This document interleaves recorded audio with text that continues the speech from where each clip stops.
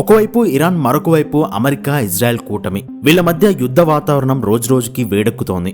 Donald Trump ఏమో 2-3 వారాల్లో Iran ని వదిలిపెడతాం, మాకు కావాల్సింది న్యూక్లియర్ ప్లాంట్ ని అడ్డుకోవడమే, అది కంప్లీట్ అయింది కాబట్టి యుద్ధం ఆపేస్తామని చెప్తున్నాడు. ఇంకోవైపు ఇరాన్ ఏమో అమెరికన్ టెక్ కంపెనీల మీద అటాక్ చేస్తోంది. అది కూడా మిడిల్ ఈస్ట్ లో ఉన్న అమెరికన్ కంపెనీలైన అమెజాన్ లాంటి క్లౌడ్ డేటా సెంటర్స్ మీద దాడి చేస్తోంది. అయితే ఈ యుద్ధంతో అమెరికా మెయిన్ గా మిడిల్ ఈస్ట్ మీద కంట్రోల్ పెంచుకుంటుంది. మిడిల్ ఈస్ట్ దేశాల్లో ఆయిల్ అనేది ఎప్పటికైనా డాలర్స్ లోనే ట్రేడ్ అయ్యేలా చూసుకోవడం అమెరికా మెయిన్ ఇంటెన్షన్. అమెరికా కావాలి అనుకుంటే ఏ లెవెల్లో అయినా దేశాలను కంట్రోల్ చేస్తుంది, దాని కంట్రోల్లోకి తెచ్చుకుంటుంది అని చెప్పడానికి ఇలాంటి చాలా ఎగ్జాంపుల్స్ ఉన్నాయి. వెనిజులా దగ్గర నుండి ఇరాన్ వరకు చాలా ఉన్నాయి. అయితే అమెరికా నెక్స్ట్ కంట్రోల్ చేయబోయేది మన ఇండియానే అని ఎంతమందికి తెలుసు? అమెరికా, ఇజ్రాయెల్ కలిసి ఇండియాని ఇప్పటికే కంట్రోల్ చేయడం స్టార్ట్ చేశాయి. ఎందుకంటే ప్రపంచంలో చైనా తర్వాత అదే లెవెల్లో మనం ప్రపంచ మార్కెట్ ని శాసించబోతున్నాం కాబట్టి. అయితే అసలు వాళ్ళు మనల్ని ఎలా కంట్రోల్ చేయబోతున్నారు అని మీకు డౌట్ రావచ్చు. మీరు ఇప్పుడు వాడుతున్న స్మార్ట్ ఫోన్, మీ ఇంట్లో ఉన్న ల్యాప్టాప్లు, రోడ్ల మీద తిరుగుతున్న ఎలక్ట్రిక్ వెహికల్స్, వీటన్నిటిని ఏది నడిపిస్తుందో దాన్ని అడ్డు పెట్టుకునే వాళ్ళు మనల్ని కంట్రోల్ చేయబోతున్నారు. అదేంటో ఈ వీడియోలో చాలా డీటెయిల్ గా మాట్లాడుకుందాం.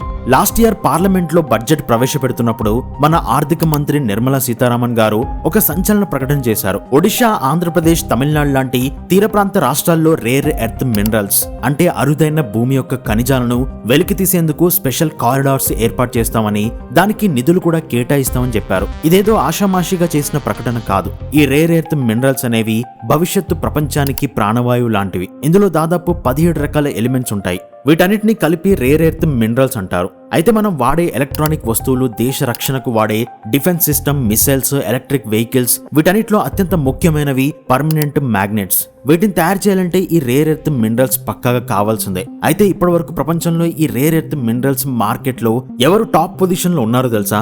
అది ఇంకెవరో కాదు, చైనానే. ప్రపంచం మొత్తంలో 70-75% రేర్ ఎర్త్ మినరల్స్ చైనా నుంచే ఎగుమతి అవుతున్నాయి. వాళ్ళు కేవలం ముడి సరుకును మాత్రమే అమ్మట్లేదు, వాటిని పర్మనెంట్ మ్యాగ్నెట్స్ లాంటి ఫైనల్ ప్రొడక్ట్స్ గా మార్చి ప్రపంచానికి సప్లై చేస్తున్నారు. అంటే ఇప్పుడు ప్రపంచం మొత్తం చైనా మీద డిపెండ్ అయి ఉందన్నమాట. చైనా ఒకటే కాదు, చైనా తర్వాత సెకండ్ ప్లేస్ లో బ్రెజిల్ ఉంది. అండ్ 3వ స్థానంలో ఉన్నది ఎవరో కాదు, మన ఇండియానే. ప్రపంచంలోనే 3వ అతిపెద్ద రేర్ ఎర్త్ మినరల్స్ రిజర్వ్స్ మన దగ్గరే ఉన్నాయి. మనం అక్షరాల ఒక బంగారు గని మీద కూర్చున్నాం. కానీ సాడ్ థింగ్ ఏంటంటే మన దగ్గర ఇంత సంపద ఉన్నా అందులో కేవలం 1% మాత్రమే మనం బయటికి తీసి ఎక్స్పోర్ట్ చేస్తున్నాం. అది కూడా ఎవరికి? చైనాకే. మన దగ్గర ఉన్న ముడి సరుకును చైనాకు అమ్మేసి మళ్ళీ వాళ్ళ దగ్గర నుండే వాటితో తయారైన మ్యాగ్నెట్స్ ని ఇంకా ఎక్కువ డబ్బులు ఇచ్చి మనం కొనుక్కుంటున్నాం. మన అవసరాల్లో 90% చైనా నుండే దిగుమతి అవుతున్నాయి. అండ్ 2025లో అమెరికాకు, చైనాకు మధ్య ఒక పెద్ద టారిఫ్ వార్ జరిగింది. దీని గురించి చాలా మందికి తెలుసు. ట్రంప్ చైనా వస్తువులపై ట్యాక్స్ వేస్తే దానికి రిటర్న్ గిఫ్ట్ గా చైనా వాళ్ళు వాళ్ళ దగ్గర ఉన్న రేర్ ఎర్త్ మినరల్స్ ని ఎక్స్పోర్ట్ చేసేది లేదు అని బ్యాన్ చేసింది. దాంతో ప్రపంచం మొత్తం షేక్ అయింది. సరిగ్గా అదే టైంలో ఇండియాకు, చైనాకు బార్డర్ లో గొడవలు కూడా జరుగుతున్నాయి. దాంతో మన ఇండియా మీద చైనా ఇంకా ఎక్కువ ఆంక్షలు పెట్టింది. దీని దెబ్బకు ఇండియాలోని ఎలక్ట్రిక్ వెహికల్ ఇండస్ట్రీ కుప్పకొలే పరిస్థితి వచ్చింది. అప్పుడు మన దగ్గర కేవలం 3 వారాలకు సరిపడా మ్యాగ్నెట్ రిజర్వ్స్ మాత్రమే ఉన్నాయి. పరిస్థితి చేయి దాటిపోతుంది అన్నప్పుడు మన ఫారెన్ మినిస్టర్ జయశంకర్ గారు రంగంలోకి దిగి చైనాతో మాట్లాడి కాస్త పరిస్థితిని కూల్ చేశాడు. అండ్ బజాజ్ లాంటి కంపెనీలు వాళ్ళ మోటార్స్ లో మ్యాగ్నెట్స్ వాడకాన్ని తగ్గించి వేరే ఆల్టర్నేటివ్స్ వెతుక్కున్నాయి. అలా ఆ టైంకి మనం బతికి బయటపడ్డాం. కానీ ఆ ప్రాబ్లం కి పర్మనెంట్ సొల్యూషన్ మాత్రం ఇంకా దొరకలేదు. అయితే మన దగ్గర ఇన్ని మినరల్స్ ఉన్నప్పుడు మనమే సొంతంగా ఎందుకు మ్యాగ్నెట్స్ తయారు చేసుకోలేకపోతున్నాం అనేది బిగ్గెస్ట్ క్వశ్చన్. సో ఇక్కడే అసలు చిక్కుంది. ఈ రేర్ ఎర్త్ మినరల్స్ ని వాడుకోవాలంటే మొత్తం 5 స్టేజెస్ ఉంటాయి. ఫస్ట్ మైనింగ్, అంటే భూమిలో నుండి మట్టిని తవ్వి తీయాలి.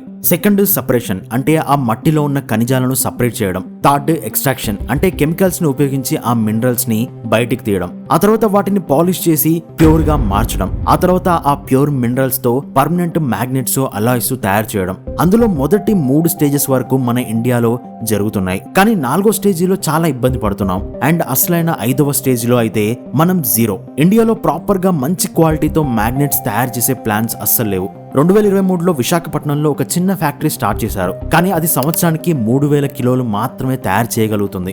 ఒక పెద్ద ఈవీ కంపెనీకి ఆ మ్యాగ్నెట్స్ కొన్ని వారాల్లోనే అయిపోతాయి. 1950లోనే మనం ఇండియన్ రేర్ ఎర్త్ లిమిటెడ్ అని వీటి కోసం స్పెషల్ గా ఇండస్ట్రీని స్టార్ట్ చేశాం. కానీ అప్పట్లో ఏమనుకున్నారంటే దీన్ని కేవలం న్యూక్లియర్ వెపన్స్ తయారు చేయడానికి కావాలి కాబట్టి ఒక సైడ్ ప్రాజెక్ట్ లాగా అనుకొని స్టార్ట్ చేశారు. కానీ ఇదే ఫ్యూచర్ లో టెక్నాలజీని శాసిస్తుంది అని ఎవ్వరూ ఊహించలేకపోయారు. అప్పట్లో వాజ్పేయి గారి హయాంలో కేరళలో పెరియార్ అనే రివర్ దగ్గర ఒక ప్రాసెసింగ్ యూనిట్ ని 1990లోనే ఆపేశారు. ఎందుకంటే ఆ టైంలో చైనా ఈ రేర్ ఎర్త్ మినరల్స్ ని చాలా తక్కువ కాస్ట్ కి ప్రపంచానికి అమ్మడం మొదలుపెట్టింది. దానివల్ల ఏమైందంటే మన దగ్గర వాటిని ప్రాసెసింగ్ చేయడానికి చాలా ఎక్కువ ఖర్చు అయ్యేది, కానీ చైనా నుండి ఇంపోర్ట్ చేసుకుంటే చాలా తక్కువ కాస్ట్ కే వచ్చేది. అందుకే ఆ టైంలో దాన్ని ఆపేశారు. అయితే దీని ఇంపార్టెన్స్ ని ఫస్ట్ టైం గుర్తించింది మాజీ ప్రధాని మన్మోహన్ సింగ్ గారు. 2006లో ఆయన దీనికోసం ఒక స్పెషల్ కౌన్సిల్ ని ఏర్పాటు చేశారు.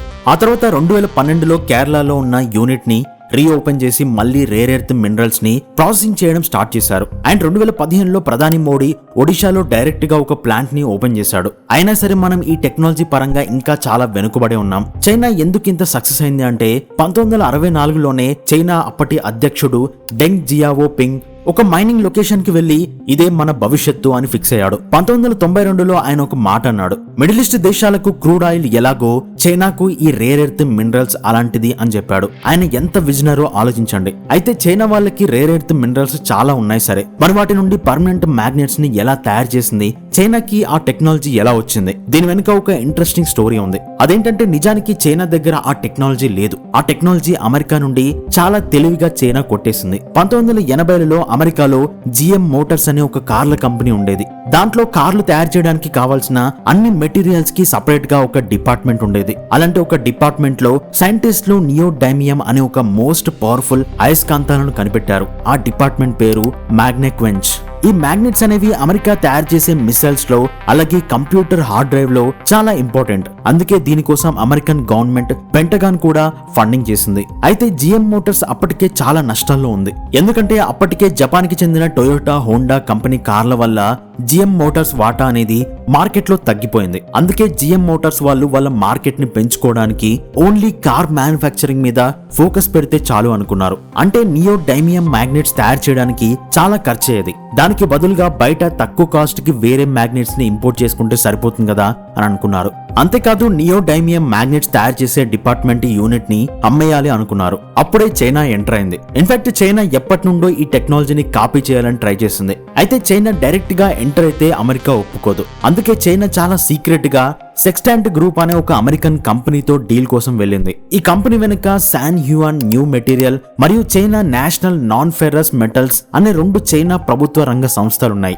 ఇక్కడ ఇంట్రెస్టింగ్ విషయం ఏంటంటే ఈ రెండు కంపెనీల ఓనర్స్ ఎవరో కాదు, చైనా ప్రెసిడెంట్ డెంగ్ జియావోపింగ్ కి స్వయంగా అల్లులవుతారు. సో ఒక అమెరికన్ ఫేక్ కంపెనీతో చైనా ఆ డీల్ చేసుకోవాలి అనుకుంది. అయితే అమెరికన్ డిఫెన్స్ సిస్టమ్ పెంటగాన్ దీని గురించి ఆల్రెడీ అమెరికా గవర్నమెంట్ కి చెప్పింది. కానీ అప్పటి ప్రెసిడెంట్ బిల్ క్లింటన్ చైనాతో డీల్స్ పెంచుకోవడానికి $70 మిలియన్ ఈ డీల్ సైన్ చేశాడు. సో అలా 1995లో అమెరికన్ ఆర్మీకి రేర్ ఎర్త్ మినరల్స్ సప్లై చేసే మ్యాగ్నెక్వెంచ్ అనే కంపెనీని చైనా కొనేసింది. అయినా సరే ఆ కంపెనీ 10 ఏళ్ల పాటు అమెరికాలోనే ఉండాలి అని ఒప్పందం జరిగింది. కానీ చైనా చాలా ఫాస్ట్ గా ఆ కంపెనీలో ఉన్న అడ్వాన్స్డ్ మెషిన్లన్నీ విడదీసి చైనాకు ప్యాక్ చేసుకుని వెళ్లిపోయింది. దాంతో పాటు అక్కడి ఇంజనీర్లను చైనాకు తీసుకెళ్లి చైనా వాళ్లకు ట్రైనింగ్ ఇప్పించింది. అక్కడ సొంతంగా ప్లాంట్లు పెట్టి ప్రపంచం మొత్తానికి అతి తక్కువ రేటుకి మినరల్స్, మ్యాగ్నెట్స్ సప్లై చేశారు. ఈ దెబ్బకు మిగతా దేశాలన్నీ వాళ్ళ ఫ్యాక్టరీస్ ని మూసేసుకున్నాయి. అందులో మన దేశంలోని కేరళ యూనిట్ కూడా ఉంది. సో ఆ తర్వాత 2023, 2024లో చైనా ఒక కొత్త రూల్ తీసుకొచ్చింది. రేర్ ఎర్త్ ప్రాసెసింగ్ చేసే టెక్నాలజీని, దానికి సంబంధించిన ఇంజనీర్స్ ని కూడా ఏ దేశానికి ఇవ్వకూడదు అని చట్టం చేసుకుంది. సో చైనా టెక్నాలజీ ఇవ్వనని చెప్పడంతో జపాన్, కెనడా, ఇజ్రాయెల్ లాంటి దేశాలు సొంతంగా వాళ్ళ టెక్నాలజీని డెవలప్ చేసుకున్నాయి. ముఖ్యంగా ఇజ్రాయెల్ వాళ్ళు ఏఐ టెక్నాలజీని వాడి చాలా అడ్వాన్స్డ్ గా మినరల్స్ ని ప్రాసెసింగ్ చేస్తున్నారు. ఇక్కడే ఇండియాకు అమెరికా, ఇజ్రాయెల్ ఒక భారీ వల విసురుతున్నాయి. ఇండియాకు టెక్నాలజీ కావాలి, అది వాళ్ళ దగ్గర ఉంది. 2025లో అమెరికా, ఇండియా మధ్య ట్రస్ట్ అనే ఒక టెక్నాలజీ అగ్రిమెంట్ జరిగింది. 2026 ఫిబ్రవరిలో అమెరికా ఆధ్వర్యంలో 54 దేశాలతో జరిగిన ఫోర్జ్ అంటే క్రిటికల్ మినరల్స్ మీటింగ్ లో మన జయశంకర్ గారు పాల్గొన్నారు. రీసెంట్ గా మన ప్రధాని మోడీ గారు ఇజ్రాయెల్ వెళ్ళినప్పుడు వాళ్ళతో క్రిటికల్ మినరల్స్ ఒప్పందం మీద సంతకం చేశారు. ఇవన్నీ ఊరికే జరగలేదు. అమెరికా హిస్టరీ చూస్తే కాంగో దేశంతో శాంతి చర్చలు జరిపి అక్కడి కోబాల్ట్ గనులను తీసుకున్నారు. యుక్రెయిన్ కి డబ్బులిచ్చి అక్కడ మినరల్స్ హక్కులను లాక్కున్నారు. పాకిస్తాన్ కి టెర్రరిజం కంట్రోల్ లో హెల్ప్ చేస్తామని చెప్పి మినరల్స్ తీసుకున్నారు. అండ్ మొన్నటి వరకు ట్రంప్ గ్రీన్లాండ్ ని కొనుక్కోవాలని చూశాడు. ఆ తర్వాత ఇప్పుడు వాళ్ళ కన్ను ఇండియా మీద పడింది. వాళ్ళ ప్లాన్ ఏంటంటే ఒకప్పటి ఈస్ట్ ఇండియా కంపెనీ చేసిన పనే మళ్లీ చేయడం. అంటే అప్పట్లో మన దగ్గర కాటన్ తీసుకెళ్లి ఇంగ్లాండ్ లో బట్టలు కుట్టి ఆ బట్టల్ని మనకు ఎక్కువ రేటుకు అమ్మారు. ఇప్పుడు కూడా అంతే. ఇండియా దగ్గర ఉన్న రా మినరల్స్ ని ఇజ్రాయెల్ కి పంపుతారు. ఇజ్రాయెల్ దాన్ని ప్రాసెసింగ్ చేస్తుంది. అమెరికా వాటితో మ్యాగ్నెట్స్ తయారు చేసి అవే మ్యాగ్నెట్స్ ని మనకు ఎక్కువ రేటుకు అమ్ముతుంది. కానీ కానీ మన ఇండియా మాత్రం ఇజ్రాయెల్ టెక్నాలజీ ఇండియాకి రప్పించాలని చూస్తుంది.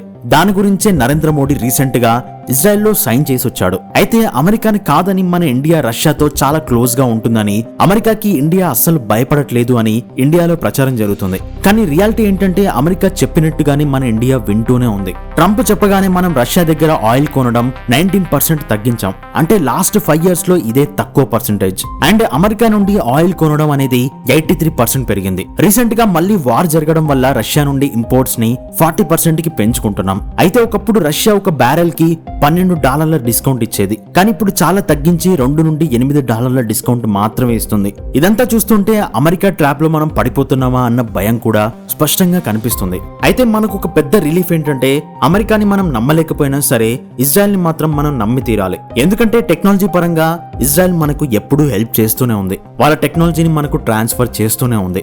అండ్ ఇంకోవైపు చైనా ఎంత తెలివిగా టెక్నాలజీని దొంగతనం చేస్తుందో ఈ ఒక్క ఇన్సిడెంట్ చాలు. సో దీని గురించి మీరేమనుకుంటున్నారు? ఈ వీడియోలో ఎంతో కొంత ఇన్ఫర్మేషన్ మీరు కొత్తగా తెలుసుకున్నారు అని అనిపిస్తే మన ఛానల్ ని సబ్స్క్రైబ్ చేయండి. ఎందుకంటే సబ్స్క్రైబ్ చేయడం మీకు ఒక సెకండ్ పని, కానీ మాకు చాలా పెద్ద విషయం. సో వీడియో నచ్చిన వాళ్ళు తప్పకుండా సబ్స్క్రైబ్ చేయడానికి ట్రై చేయండి.